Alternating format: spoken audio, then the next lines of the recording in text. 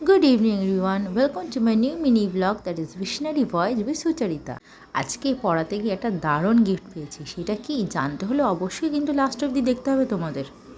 মেয়ে পড়ছে তার টিচারের কাছে, আমি এবার বেরিয়ে যাব পড়ানোর জন্য। আজকে দুটো পড়ানো, মঙ্গলবার। তো খাওয়া দাওয়া করে রেস্ট নিয়ে বিকেলবেলা বেরিয়ে গেলাম পড়াতে। দেখো বেরিয়ে যাচ্ছি।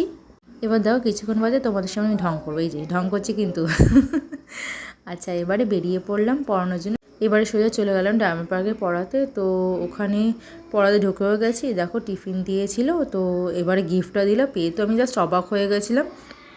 এবারে আচ্ছা সে গিফটটা কী জানার জন্য কিন্তু ধৈর্য ধরে তোমাদের লাস্ট অবধি বসে থাকতে হবে কিন্তু।